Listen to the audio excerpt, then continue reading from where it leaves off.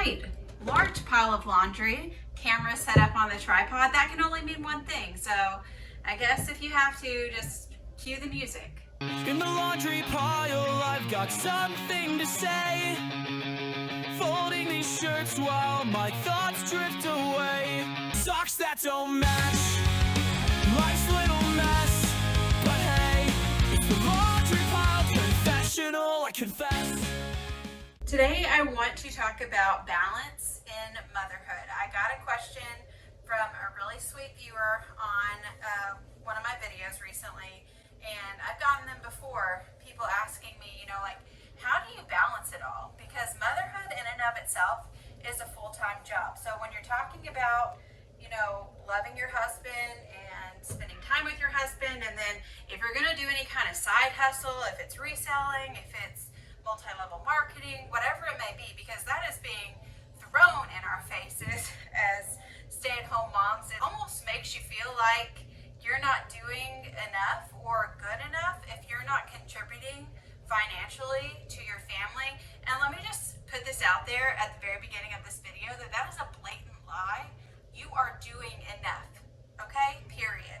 Just being a mom, just nurturing and teaching and training your children at home, you are doing more than enough. So never feel like you're not because you're not making money. Because I promise you, the things that you are doing is saving your family so much more than you could ever make. I want to talk about this idea of balance, and this has been around for a while. I don't know where this idea came from that, we need to balance all the things, but I personally don't even like to phrase it that way, because I feel like when we're talking about it in that way, balance is like everything has to have equal time and energy put towards it at all times, or else it's out of balance.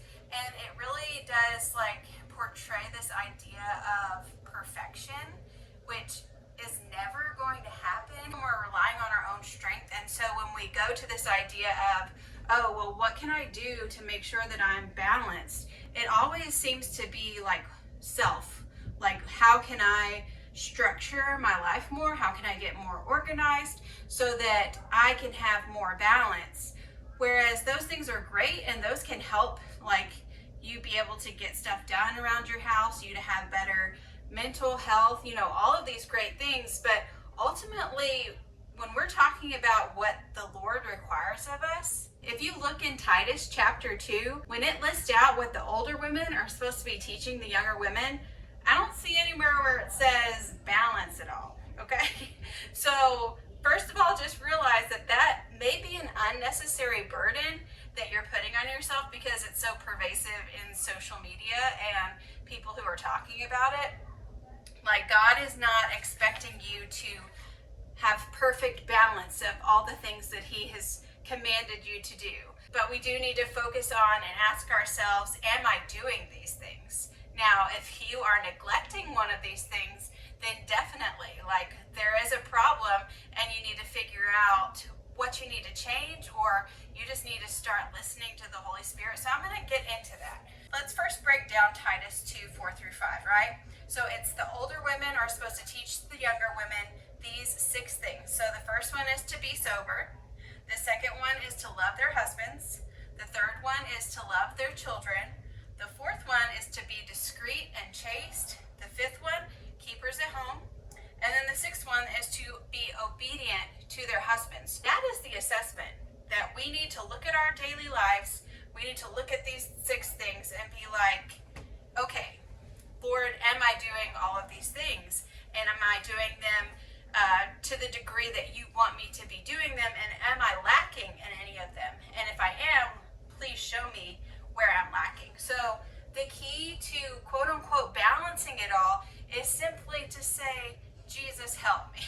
It's simply to come to the realization of, I cannot do this on my own.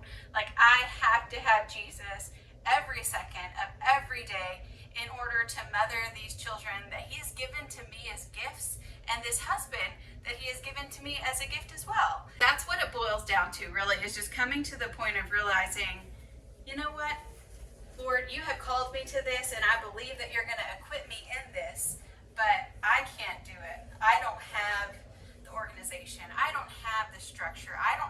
the determination. I don't have the patience. I don't have any of the fruits of the Spirit without you. And it's in that place of true humility that God is able to work through you in supernatural ways that you never would have believed could be possible. When people say, how do you do it, Amber? That's how I do it. I don't do it.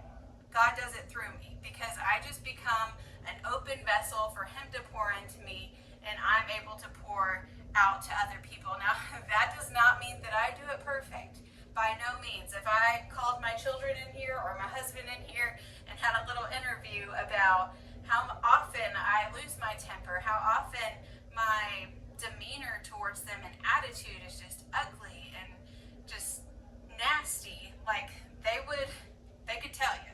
But that's the key. We have to be walking in the Spirit. Galatians 5:16 says, "Walk in the Spirit, and you shall not fulfill the lust of the flesh." But you may say, Amber, how do I do that? Like that doesn't make sense to me. Like, how am I supposed to walk in the Spirit? And it's actually really simple. You just listen to Him. You learn to hear His still, quiet voice amidst the rambunctious yelling of your children or the obnoxiously loud dryer that needs WD-40. You learn it. And the way that you learn it is just by practice. It looks like waking up and saying, Lord, I want you to lead me today. And then throughout your day, talk to Him like He's there and say, okay, Lord, I did the dishes. What should I do next?